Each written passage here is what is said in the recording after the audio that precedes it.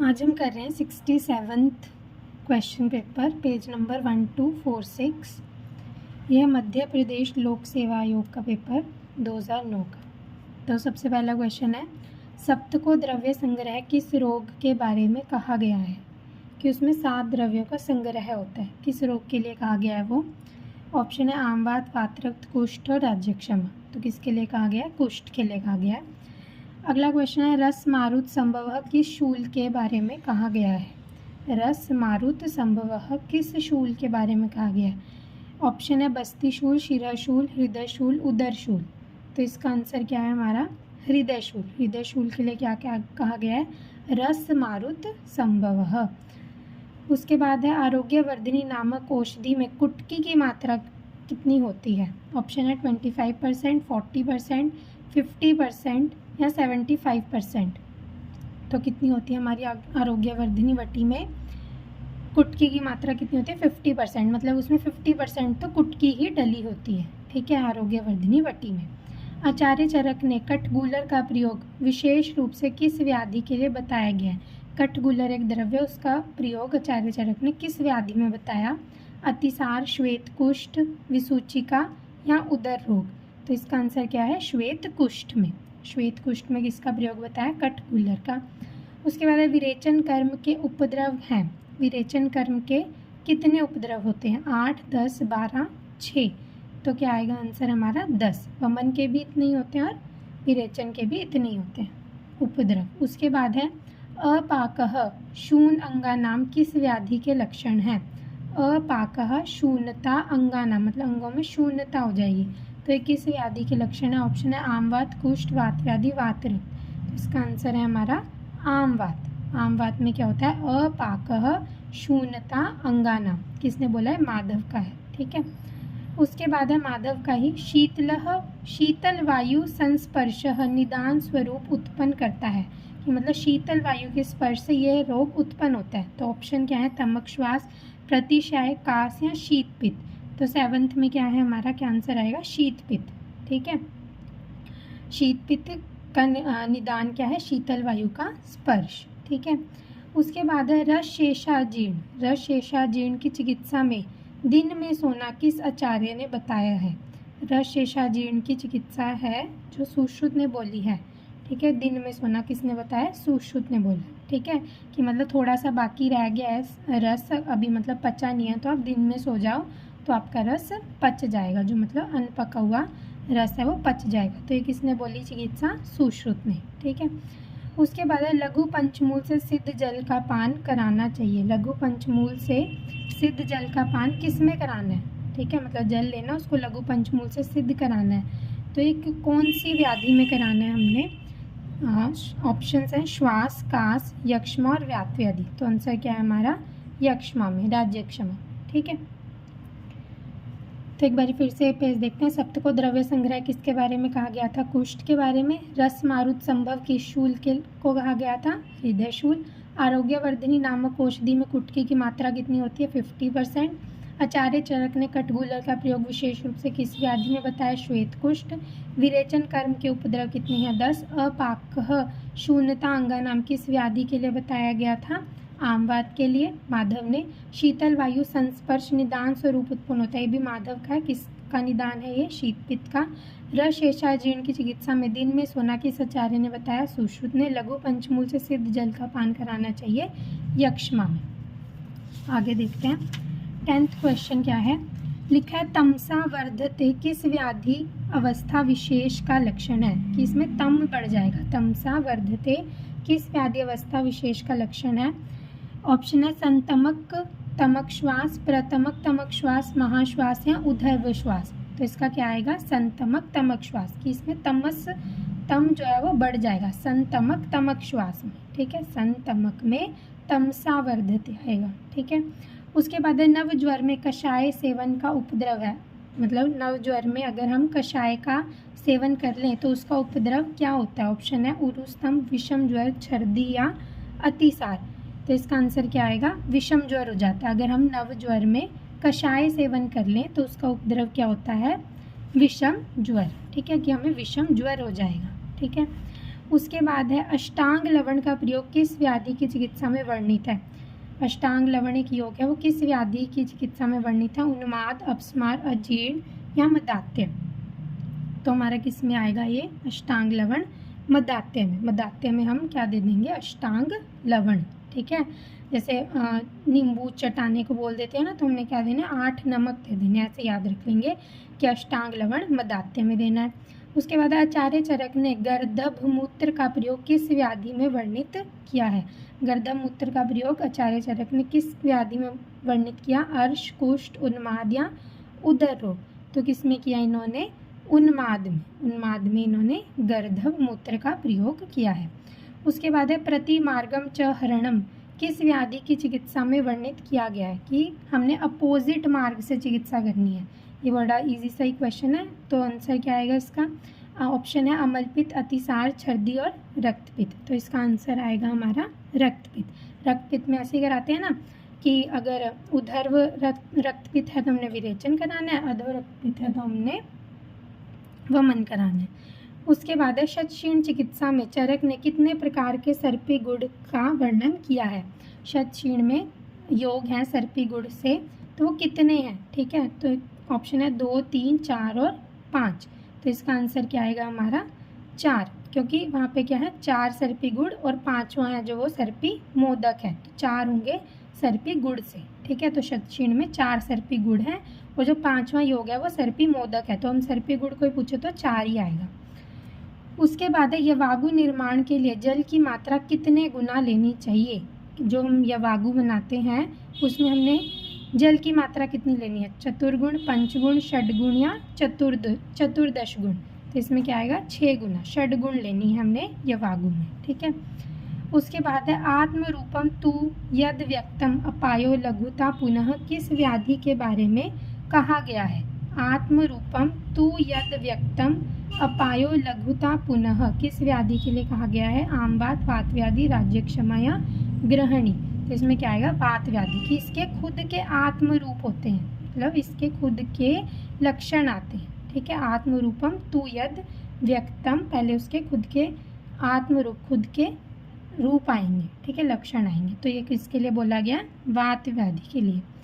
उसके बाद है काले सर्प की चर्बी से अभ्यंग करने का विधान आचार्य चरक ने किस व्याधि की चिकित्सा में बताया कि आप काले सर्प की चर्बी से अभ्यंग करो। तो ये किसके लिए बताया, आमवात, संधिवात, अर्श या भगंदर।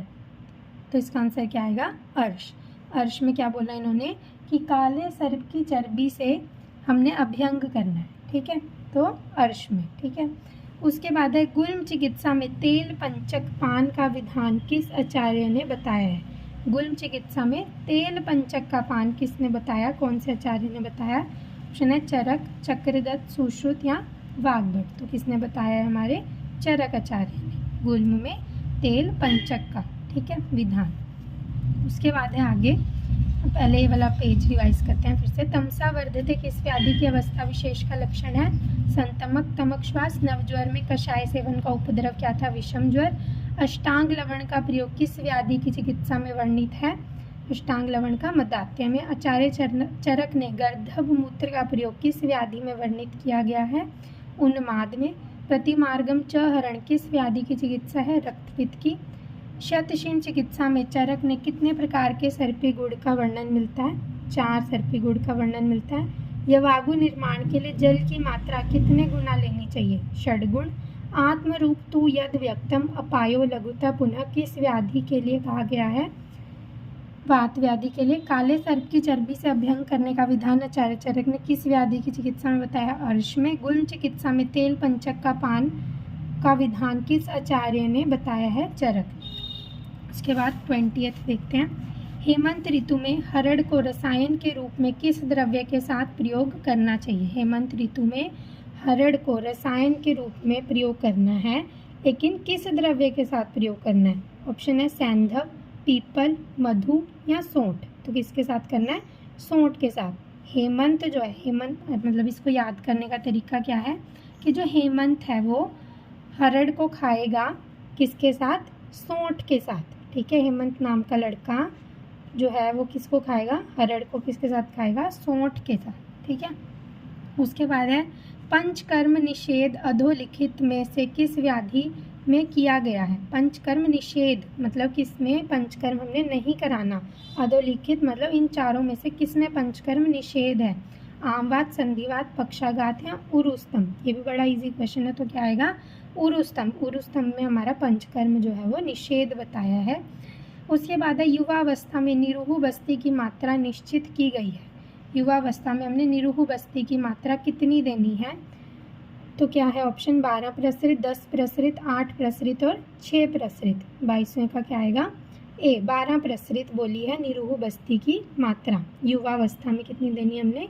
12 प्रसरित। ठीक है। उसके बाद है दग्ध के कारण त्वचा में विवर्णता, विकृति, झुलसना और फफोले न उठना किस दग्ध भेद के लक्षण है? दग्ध हमने पढ़े थे ना 4 प्रकार के, तो अगर त्वचा में विवर्णता मतलब डिस्कलरेशन होगी, कोई विकृति होगी, झुलस गया और फफोले नहीं उठे, तो हम किसकी होगी? प्लुष्ट, दुर्दग्ध, सम्यक दग्ध या अतिदग्ध। तो इसका क्या आएगा? प्लुष्ट दग्ध में क्या होगा? विवर्णता होगी, विकृति होगी, झुलसेगी, लेकिन फफोले नहीं आएंगे। ठीक है, तो इसकी प्लुष्ट दग्ध की। उसके बाद है नासिका रक्तस्राव में चिकित्सा के लिए प्रयुक्त होता है। नासिका से अगर रक्त का स्राव हो रहा है तो हम क्या चिकित्सा देंगे? ऑप्शन है गिलोय स्वरस, दुर्वा स्वरस, नींबू स्वरस या नीम पत्र स्वरस। तो क्या आएगा इसका? हमारा दुर्वा स्वरस। ये रक्तपित्त वाले चैप्टर में है ना।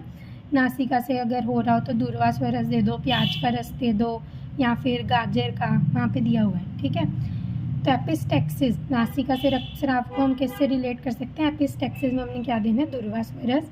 फिर है एड्रेनलिन 1:1000 को आधा सीसी की मात्रा में अधस्त्वक मतलब सबक्यूटेनियस मार्ग से इंजेक्शन दिया जाता है। एड्रेनलिन को आधा सीसी की मात्रा में अधस्त्वक मतलब सबक्यूटेनियस मार्ग से इंजेक्शन किस रोग में देते हैं हम? तमक श्वास, कास में, हृदय रोगों में, उदर रोगों में। तो किस में देते हैं हम? एड्रेनलिन देना है तो हृदय रोगों में ही देंगे। ठीक है, किस कब कैसे रूट से देना है? सबक्यूटेनियस। फिर लिखा है विश्व स्वास्थ्य दिवस प्रतिवर्ष मनाया जाता है। विश्व स्वास्थ्य दिवस हम कब मनाते हैं प्रतिवर्ष? ऑप्शन 8 अप्रैल, 7 अप्रैल, 7 मार्च या 1 मई। ठीक है, तो कब मनाते हैं? 7 अप्रैल को हम क्या मनाते हैं? विश्व स्वास्थ्य दिवस। ठीक है, 7 अच्छा अंक होता है, तो 7 अप्रैल को हम क्या मनाएंगे? विश्व स्वास्थ्य दिवस। फिर लिखा है चूहा मार दवा खा लेने वाले रोगी को चिकित्सार्थ औषधि दी जाती है। जो चूहे मारने की दवा आती है, अगर कोई रोगी वो खा ले तो हम उसको क्या देंगे? एट्रोपिन, स्टिग्माइन या फिर पेनिसिलिन या इनमें से कोई नहीं। तो इसमें क्या आएगा? स्टिग्माइन या स्टिग्मिन। ठीक है, ये हमने इसको दे देनी है। उसके बाद है राष्ट्रीय टीबी नियंत्रण कार्यक्रम के अंतर्गत रोगियों को निःशुल्क औषधि दी जाती है। कौन से मतलब कौन सा राष्ट्रीय टीबी नियंत्रण कार्यक्रम है जिसमें हम टीबी के रोगियों को फ्री में औषधि देते हैं? डॉट्स, DOTS, MDT, ORS, इनमें से कोई नहीं। तो 28वें का क्या आएगा? हमारा डॉट्स। ठीक है, शरीर में पानी की कमी मतलब डिहाइड्रेशन के कारण होने वाली मांसपेशियां संकोच के चिकित्सार्थ कौन सा तत्व आवश्यक है? मतलब अगर डिहाइड्रेशन के कारण मसल क्रैम्प आ रहा है तो हम उसको क्या देंगे? पोटेशियम, सोडियम, कैल्शियम या मैग्नीशियम। तो इसका आंसर क्या है हमारा? कैल्शियम। तो हम उसको क्या दे देंगे? कैल्शियम। इसी पेज को रिवाइज करते हैं। हेमंत ऋतु में हरड़ को रसायन के रूप में किस द्रव्य के साथ प्रयोग करना चाहिए? सौंठ। पंचकर्म निषेध अधोलिखित में से किस व्याधि में किया गया है? उरुस्तम। युवावस्था में निरूह बस्ती की मात्रा निश्चित की गई है 12 प्रसरित। दग्ध के कारण त्वचा में विवर्णता, विकृति, झुलसना और फफोले न उठना किस दग्ध भेद के लक्षण है? प्लुष्ट दग्ध। नासिका रक्तस्राव में चिकित्सा के लिए प्रयुक्त होता है दुर्वा स्वरस। एड्रेनलिन को आधा सीसी की मात्रा में अधस्त्वक मार्ग से इंजेक्शन दिया जाता है किसमें? हृदय रोगों में। विश्व स्वास्थ्य दिवस प्रतिवर्ष मनाया जाता है 7 अप्रैल को। चूहा मार दवा खा लेने वाले रोगी को चिकित्सार्थ औषधि दी जाती है स्टिग्मिन। राष्ट्रीय टीबी नियंत्रण कार्यक्रम के अंतर्गत रोगियों को निःशुल्क औषधि दी जाती है डॉट्स के अंतर्गत। शरीर में पानी की कमी मतलब डिहाइड्रेशन के कारण होने वाली मांसपेशियां संकोच के चिकित्सार्थ कौन सा तत्व आवश्यक है? तो कौन सा तत्व आवश्यक है? कैल्शियम। ठीक है, उसके बाद है आगे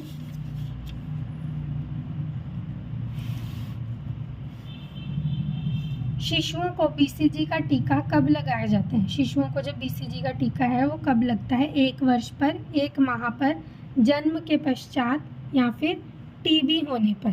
तो इसका आंसर क्या आएगा हमारा? जन्म के पश्चात हम क्या लगवाते हैं? बीसीजी का इंजेक्शन लगवाते हैं। ठीक है। उसके बाद है कुठारी का शस्त्र सुश्रुत किस शल्य कर्म के लिए प्रयोग किया जा सकता है? मतलब सुश्रुत ने कुठारी मतलब कुल्हाड़ी का प्रयोग किस शल्य कर्म के लिए बोला है? लेखन, छेदन, वेधन या बेधन। तो इसका आंसर क्या है हमारा? वेधन। वेधन के लिए हम किसका प्रयोग करेंगे? कुठारी का। उसके बाद है अर्धाभेदक रोग की चिकित्सा में प्रयोग किया जाता है। अर्धाभेदक रोग में हम क्या यूज़ करते हैं? ऑप्शन है अपीड़न नस्य, प्रधमन नस्य, ए बी दोनों, इनमें से कोई नहीं। तो किसका करते हैं हम? अपीड़न नस्य का प्रयोग किसमें करते हैं? अर्धाभेदक में। किस मर्म स्थान पर आघात लगने से बाधिर्य उत्पन्न हो जाता है? कि मतलब इस स्थान पर अगर आघात लग गया तो मनुष्य जो है वो बहरा हो जाएगा, बाधिर्य उत्पन्न हो जाएगा। ऑप्शन है विधुर, श्रृंगाटक, कूर्च या मन्या। तो इसका आंसर क्या है? विधुर।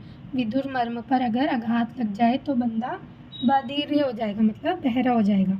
सुश्रुत मत अनुसार विश्व वेगों की संख्या कितनी होती है? सुश्रुत के अनुसार विश्व के वेग कितने होते हैं? ऑप्शन है 10, 8, 5 या 7। तो आंसर क्या आएगा? 7। सुश्रुत के अनुसार विश्व के वेग कितने?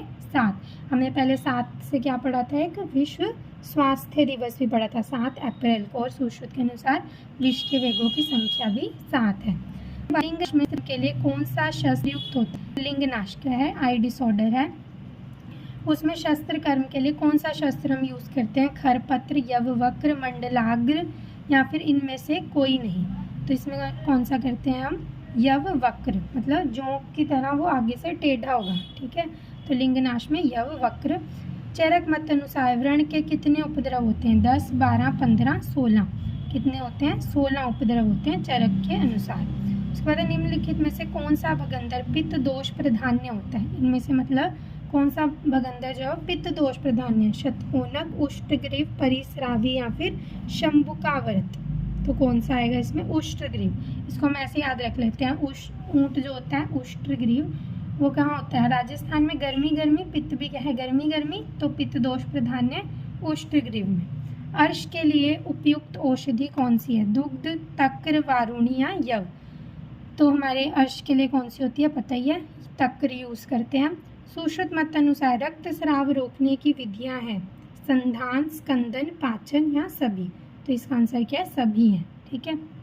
षड क्रिया काल निम्नलिखित में से किस आचार्य का योगदान माना गया है? मतलब जो हमने षड क्रिया काल पढ़ा होगा वो किस आचार्य की देन है? चरक, सुश्रुत, वाग्भट या काश्यप। तो किसकी देन है? सुश्रुत की। ठीक है। रिवाइज करते हैं इसी पेज को।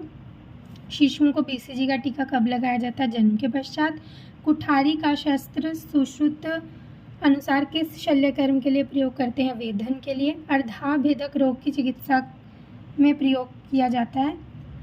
अर्धाभेदक रोग की चिकित्सा में प्रयोग किया जाता है अपीड़न नस्य। किस मर्म स्थान पर आघात लगने से बाधिर्य उत्पन्न होता है? विधुर। सुश्रुत मत अनुसार विश्व वेगों की संख्या कितनी होती है? 7। लिंग नाश में शस्त्र कर्म के लिए कौन सा शस्त्र प्रयोग होता है? यववक्र। चरक मत अनुसार व्रण के कितने उपद्रव होते हैं? 16। निम्नलिखित में से कौन सा भगंदर पित्त दोष प्रधान्य होता है? उष्टग्रीव। अर्श के लिए उपयुक्त औषधि कौन सी है? तक्र। सुश्रुत मत अनुसार रक्त स्राव रोकने की विधियां हैं सभी संधान, स्कंदन और पाचन।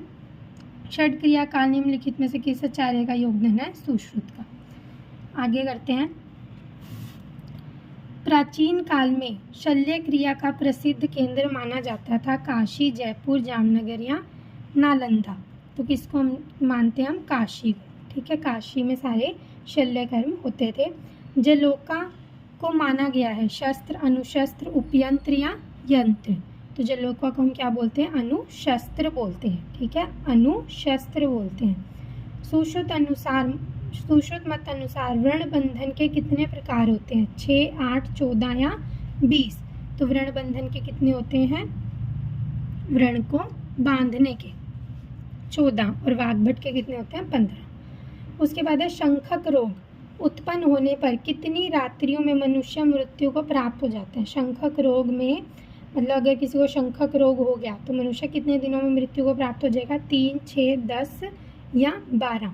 तो क्या आएगा? 3 दिन में वो मृत्यु को प्राप्त हो जाएगा।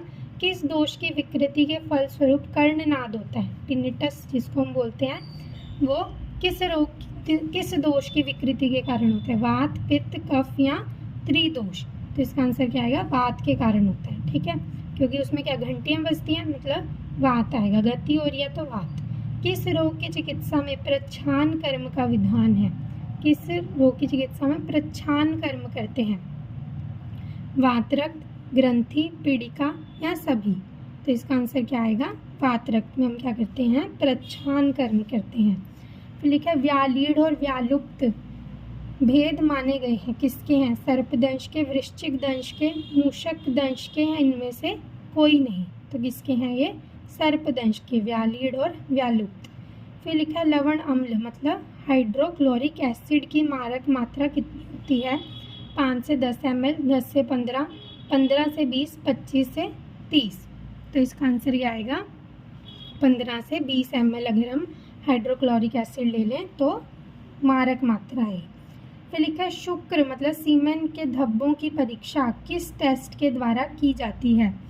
फ्लोरेंस टेस्ट, गायक टेस्ट, चोपड़ा टेस्ट या फिर रोथरा टेस्ट? तो किसके द्वारा की जाती है?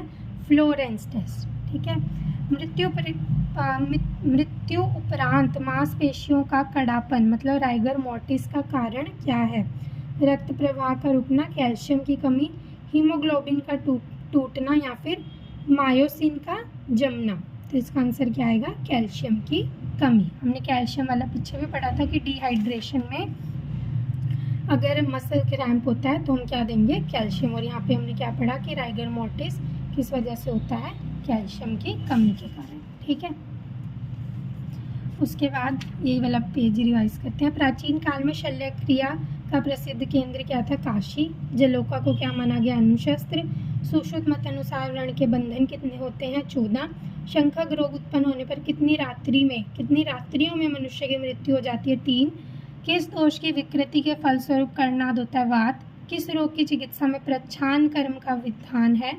वातरक्त। व्यालीढ़ और व्यालुप्त भेद किसके हैं? सर्पदंश के। हाइड्रोक्लोरिक एसिड की मारक मात्रा कितनी होती है? 15 से 20 ml। शुक्र के धब्बों की परीक्षा किस टेस्ट के द्वारा की जाती है? Florence test. मृत्यु उपरांत मांसपेशियों का कड़ापन मतलब राइगर मोर्टिस का कारण क्या है? कैल्शियम की कमी। उसके बाद है आगे, निम्नलिखित में से किस औषधि के नेत्र विस्फारक मतलब प्यूपिल डायलेटर मतलब इसमें पाया जाता है? मतलब किसको खाने से जो प्यूपिल है वो डायलेट हो जाएंगी?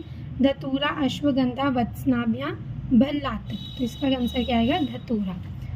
आयुर्वेद में योनि व्यापद कितने प्रकार का बताया गया है? 10, 15, 20 या 30? तो योनि व्यापद कितने प्रकार का होता है? सभी आचार्यों के अकॉर्डिंग 20। किस प्रकार के प्रदर में पांडु वर्ण का रक्तस्राव होता है? मतलब कौन सा प्रदर? एक तो श्वेत प्रदर होता है, एक रक्त प्रदर होता है। तो मतलब किसमें पांडु वर्ण का रक्तस्राव होता है?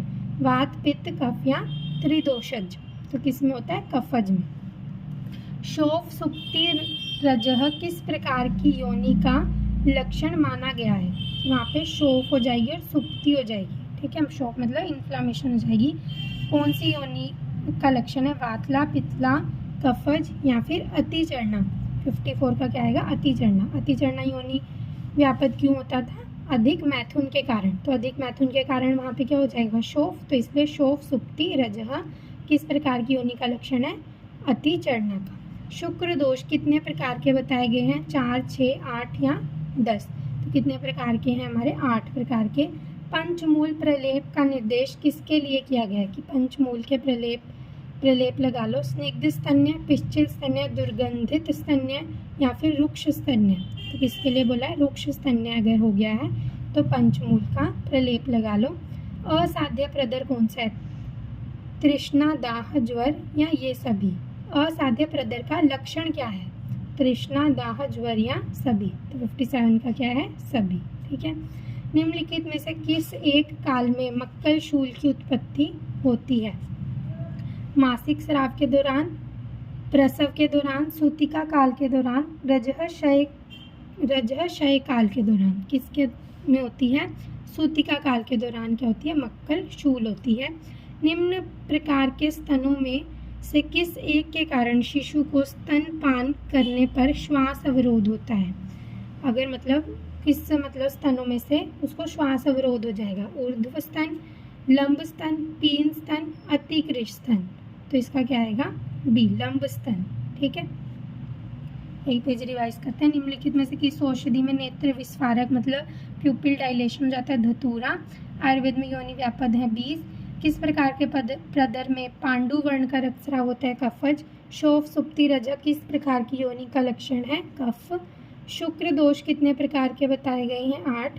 पंचमूल प्रलेप का निर्देश किसके लिए किया गया है? रुक्ष स्तन्य। असाध्य प्रदर कौन से हैं? ये सभी। तृष्णा, दाह और ज्वर। निम्नलिखित में से किस एक काल में मक्कल शूल की उत्पत्ति होती है? सूतिका काल के दौरान। निम्न प्रकार के स्तन्यों में से किस एक के कारण शिशु को स्तनपान में श्वास अवरोध हो जाएगा? तो लंब स्तन में हो जाएगा। ठीक है, बाकी हम नेक्स्ट पार्ट में करेंगे।